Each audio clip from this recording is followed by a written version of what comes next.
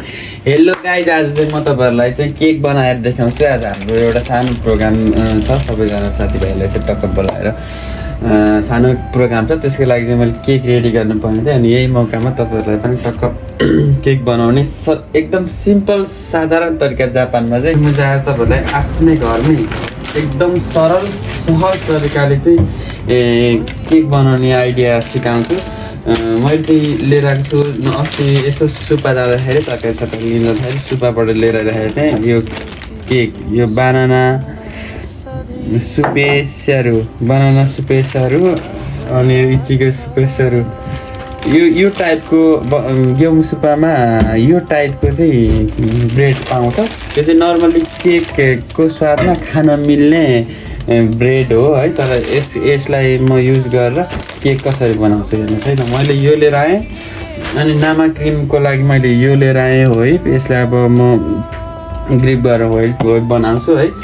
अनि त्यस पछाडि ठिक छ, म तपाईँहरूलाई फेरि देखाउँछु ल।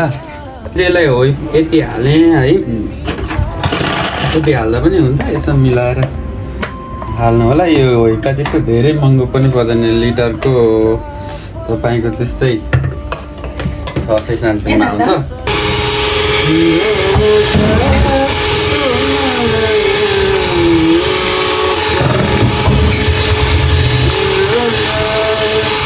थोरै पानी थपेँ। अब अनि एकचोटि यति लगभग यतिको साह्रो भइसकेपछि हेर्न सक्नुहुन्छ। यतिको साह्रो भइसकेपछि चिनी हालिदिएँ। सुरुमै चिनी हाल्यो भने चाहिँ तपाईँको होइपै हुँदैन, यो त्यति धेरै फुल्दैन।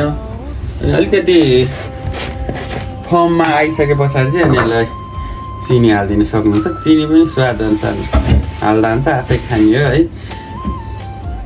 मेरो बुढीलाई फेरि चिनी त्यति धेरै मन पर्दैन अनि म चाहिँ कमै गर्छु। तपाईँहरूको बुढीलाई धेरै मनपर्छ भने अलिक धेरै हाल्नु पनि हुन्छ। ल हेर्नुहोस् है त फेरि।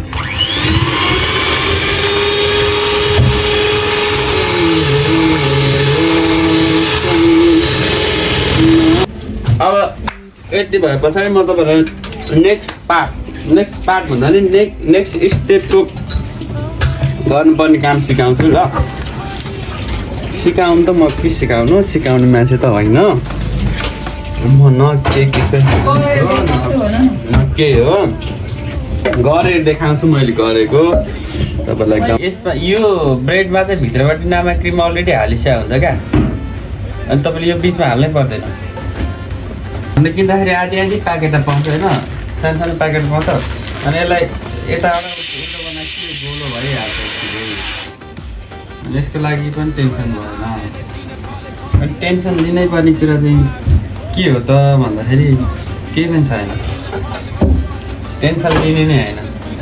अनि यो हुन्छ तपाईँको ह्याके नै पाउँछ यो है।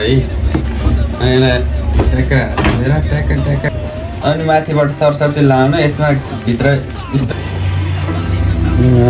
लगाइ। अब चाहिँ नेक्स्टमा जाउँ। यो अघि हामीले यहाँ हालेको चाहिँ अलिक नरम हुन्छ, त्यो चाहिँ यो तल्नको लागि नरम चाहिन्छ। अनि अब चाहिँ यसमा चाहिँ अलिकति साह्रो चाहिन्छ क्या, साह्रो चाहिन्छ, नत्र फुल बन्दैन। त्यस कारणले गर्दा यसलाई अझै एकचोटि फेरि गाइड यत्तिकै साह्रो बनाउनुपर्छ है। धेरै गोल्यो भने फेरि यो नौनी हुन्छ। नौनी भएपछि फेरि घिउ निकाल्नु पऱ्यो। त्यहाँ छ माया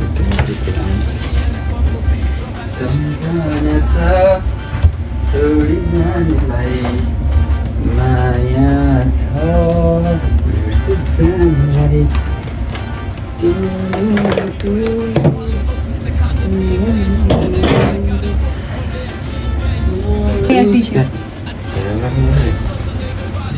अहिले ठुलो हुनुपर्छ क्या भाँडा चाहिँ। सेतो पुस्ने भने चाहिँ मलाई लास्टै चाहिन्छ। यो केक बनाउनै 2 घन्टा लाग्छ।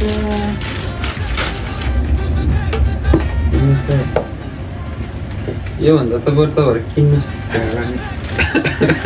यत्रो मेहनत गर्नुभन्दा त बरु 5,000 हालेर राम्रो केक किन्नु है, मेरो सुझाव।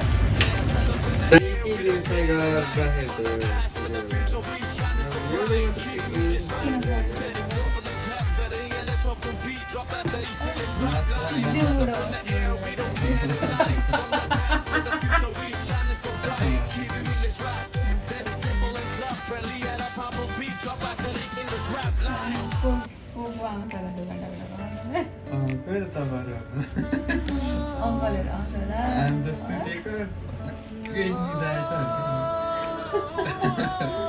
पागलै रहेछ। यो भयो यो फालिदिन्छु ल फालिदिनु कहाँ गाई यो सानसानो फुल बनाएर केटा मान्छेलाई दियो बनाउने बनाउँदैन होला ओके बनाउँदैन यस्तो केटा मान्छेले यस्तो मिल्दैछ काम